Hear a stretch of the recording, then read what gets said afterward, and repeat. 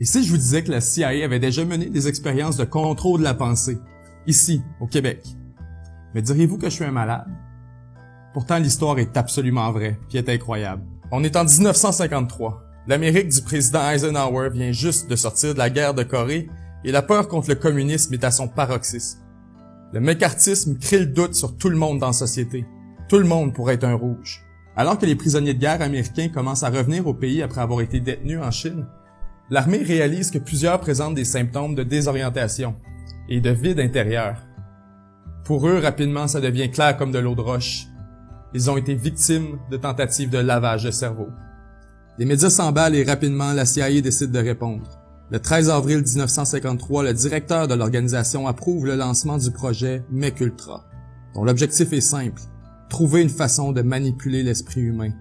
Grâce au projet, il serait possible de trouver des méthodes d'interrogation infaillibles pour faire parler les espions communistes. On veut développer le sérum de vérité.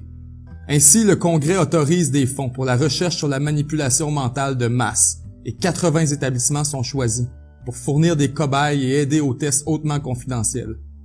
Des prisons, des hôpitaux, des universités sont choisis pour collaborer. De ces institutions, une en particulier en sera l'épicentre mondial, le point de convergence de toutes ces données et de toute cette recherche. L'Université McGill, à Montréal. Vous avez bien compris. Le gratin de la CIA et des services secrets américains s'installe à Montréal. Et pas en cachette à part ça.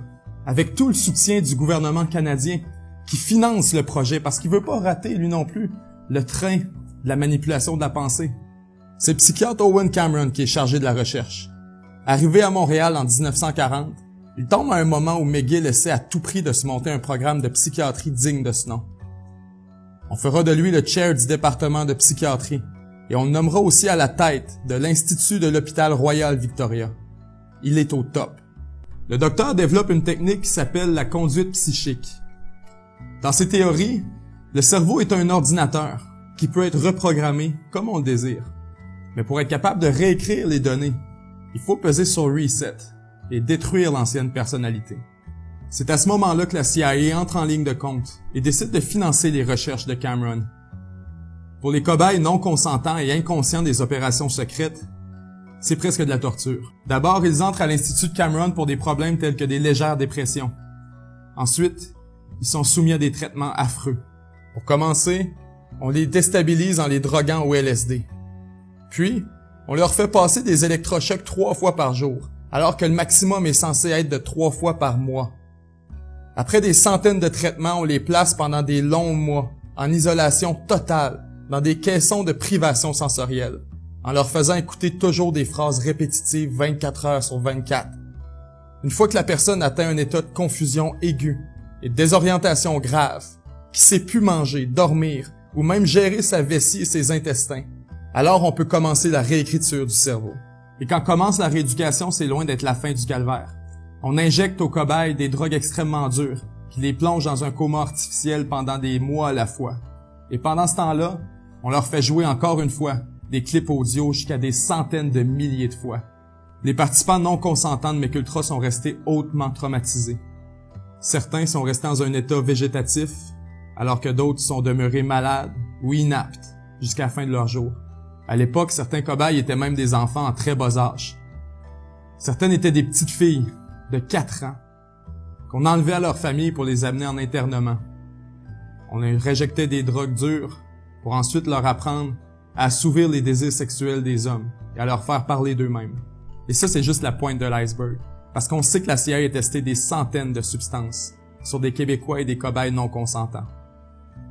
Grâce à ces recherches-là, l'armée américaine a développé tout un arsenal de techniques d'interrogation et de manipulation mentale.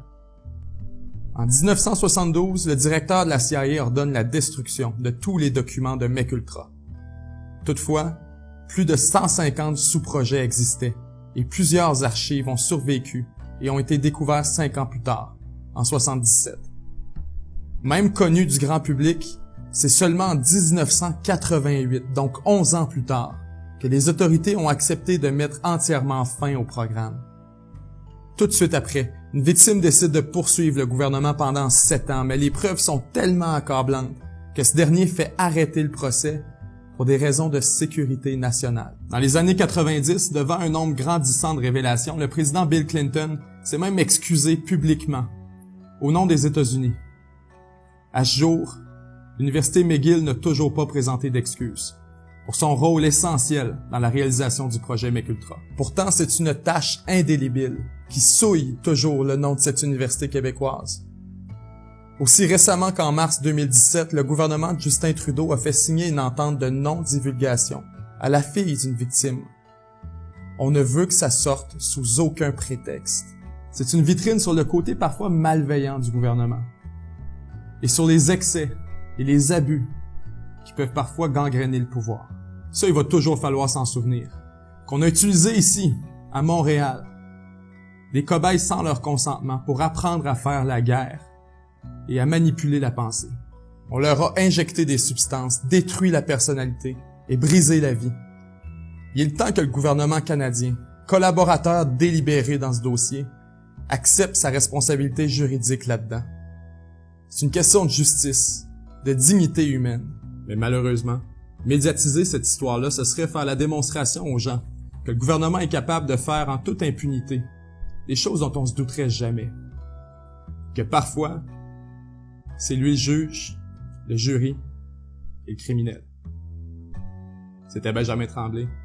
Puis nous, on se revoit la semaine prochaine.